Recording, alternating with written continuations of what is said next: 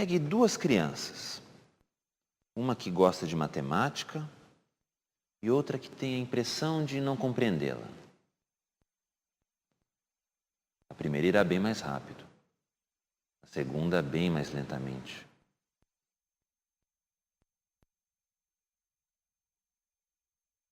Desenvolvimento afetivo.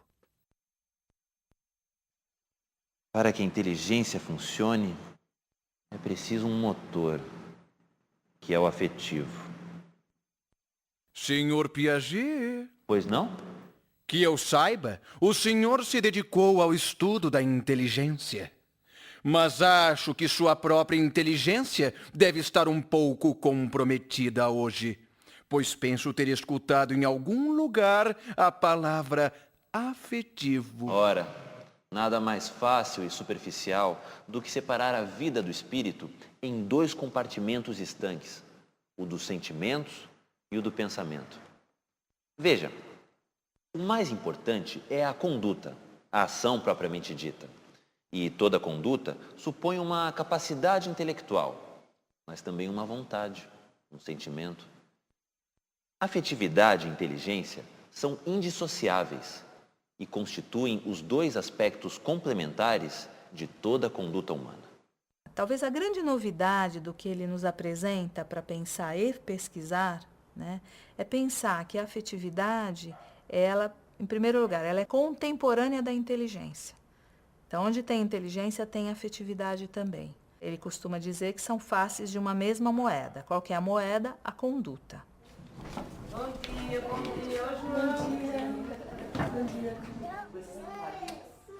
Então, ele pega um bebê, uma criança entre 0 e 2 anos, e vai dizer, bom, como é a inteligência dessa criança de maneira muito geral? Ele chama de sensório-motora.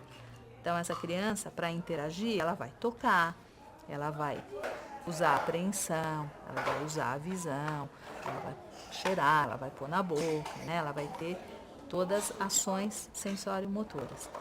O que poderia se harmonizar com esta configuração intelectual? Ele vai chamar de sentimentos instintivos. As palavras não são tão importantes, mas o que significa pensar em sentimentos instintivos?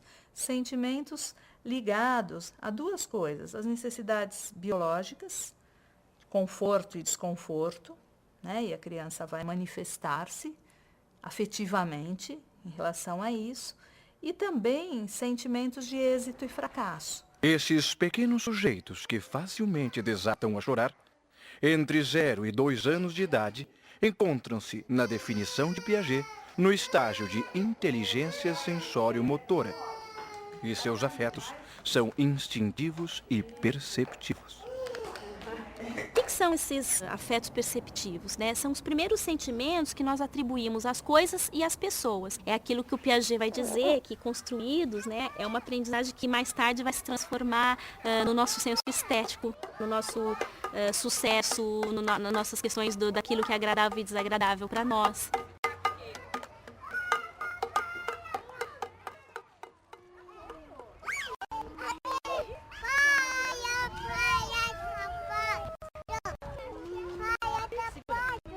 O ato de falar de uma criança, vamos pensar nessa questão, né? O ato de falar, a gente pode dizer, né, segundo o Piaget, que ele está alocado ali entre aquilo que ele chama de desenvolvimento dos afetos intencionais, que começa a acontecer por volta dos 2 anos de vida da criança. E é justamente a fase, paralelamente ao desenvolvimento cognitivo, que ela está entrando no pré-operatório, que ela está começando a fazer, ela está saindo de uma inteligência mais prática, que era sensório-motor, e está entrando para uma inteligência agora que é pré-representacional. Tá? Então, a imitação, o jogo simbólico, faz de conta, a linguagem, então o quê? Caminhando junto.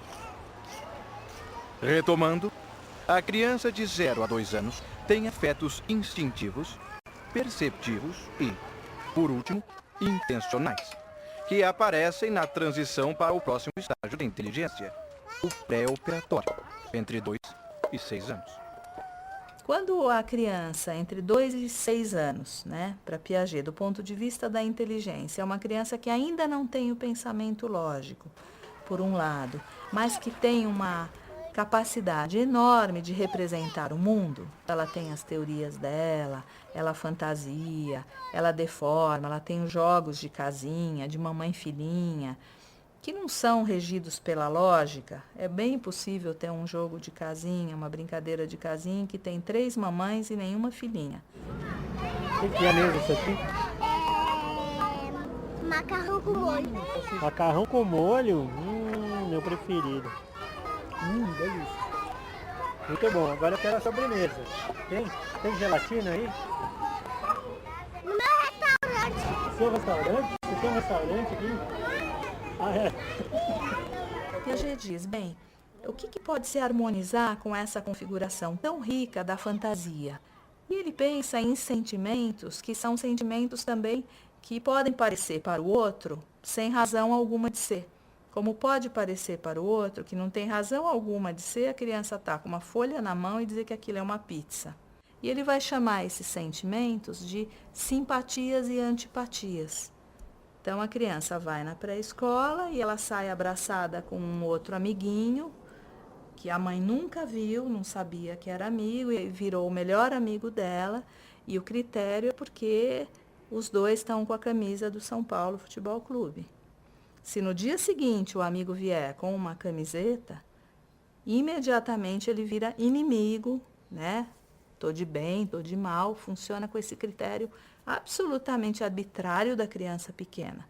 Então, nós temos aí um tipo de manifestação afetiva que parece se harmonizar com a maneira como a inteligência está funcionando. Uma inteligência que Piaget chama de egocêntrica, que não está muito plugada ainda, né, nessa interferência social. Uma criança na fase de egocentrismo, ela vai ter uma incapacidade emocional e intelectual muito grande. Ela se apega ao brinquedo, é meu.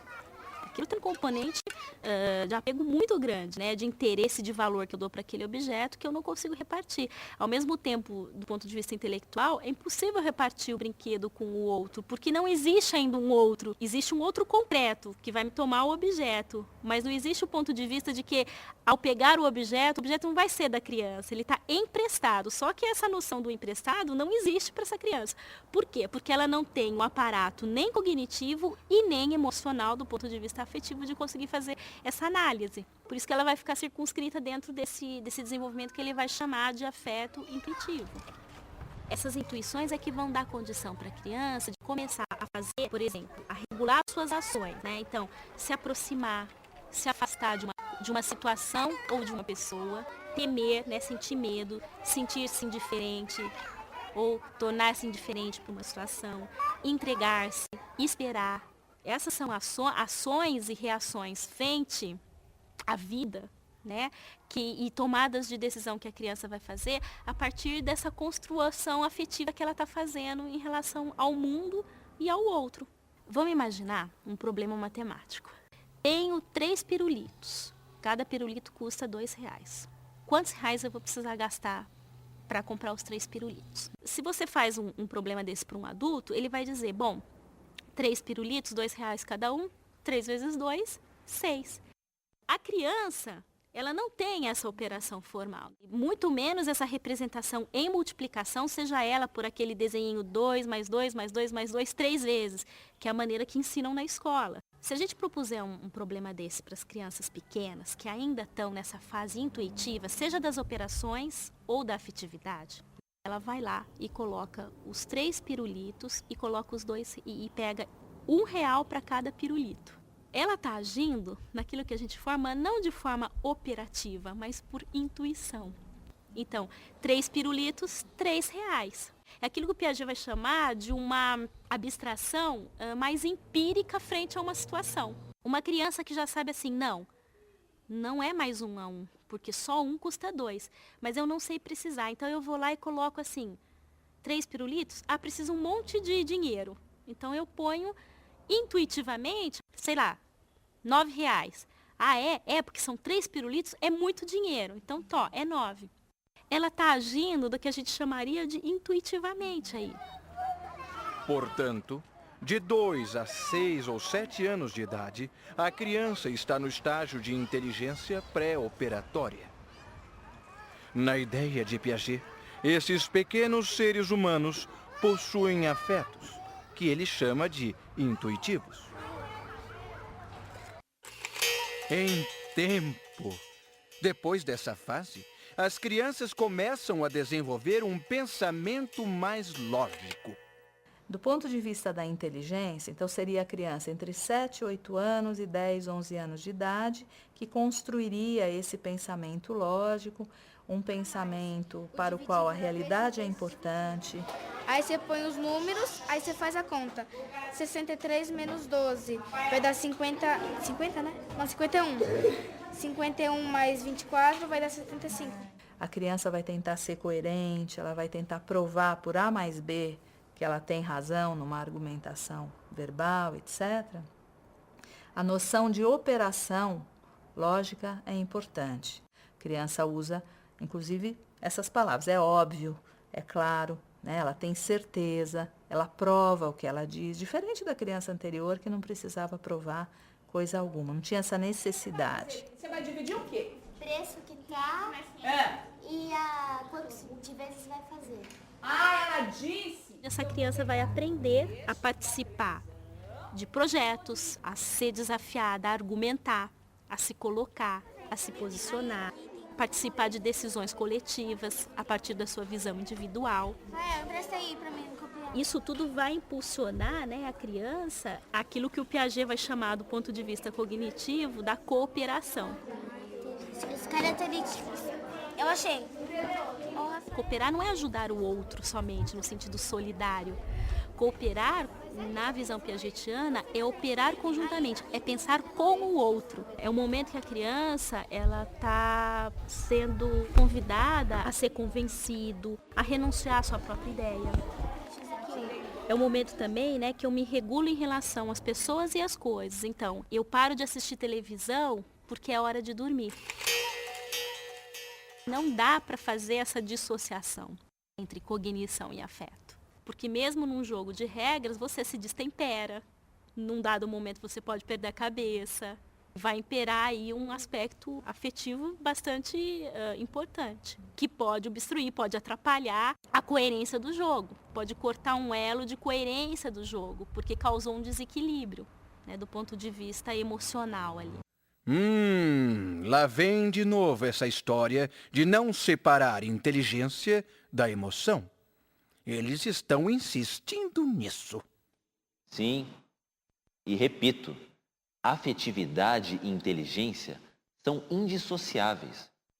Mesmo tendo me debruçado sobre a cognição, insisto que o interesse, quer dizer, a vontade de realizar determinada ação, é o móvel de tudo. Nessa adorável fase dos 7 aos 11 anos de idade, a criança se encontra no estágio de inteligência operatório concreto. E os afetos são normativos.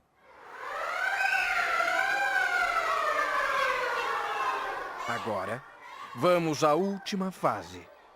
Os adolescentes.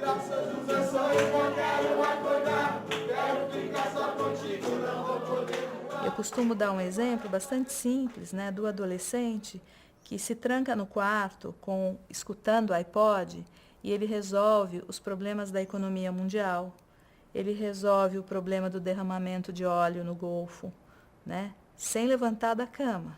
Porque o pensamento consegue pensar em boas soluções, criar teorias, etc. Só que ele está saindo da realidade. Piaget diz, tem um momento do pensamento adolescente que ele chama de um momento reformador, que é esse momento de embate, de contestação. As pessoas têm se tornado um pouco mais cômodas em relação às decisões que toma para a massa. Seria mais fácil se as pessoas participassem mais da política. As paixões ideológicas, tão frequentes na adolescência e na vida adulta. Você viu que você não quer escolher nenhum candidato, você viu que nenhum presta para você, você tem o direito de votar nulo também. Não tem... Eu acho assim, é uma maneira de se expressar também. A questão é deixar com que os outros influam no seu destino, das decisões do destino, não só do seu pessoal, mas do conjunto, né, do coletivo. O afeto ele se liga não mais às pessoas, né, mais aos ideais, aos sistemas de ideias, etc. A sociedade ela caminha num ritmo para uma comodidade tão grande que acaba deixando de lado, vamos falar, direitos ou deveres como esse. Então, eu acho, na minha opinião. O que poderia, então, corresponder do ponto de vista da afetividade? Diz Piaget que o único tipo de sentimento que pode corresponder a esse tipo de pensamento é o que ele chama de sentimento pelos ideais. Concluindo, a partir dos 11 anos de idade, o adolescente está no estágio de inteligência operatório formal e seus afetos são ligados aos ideais.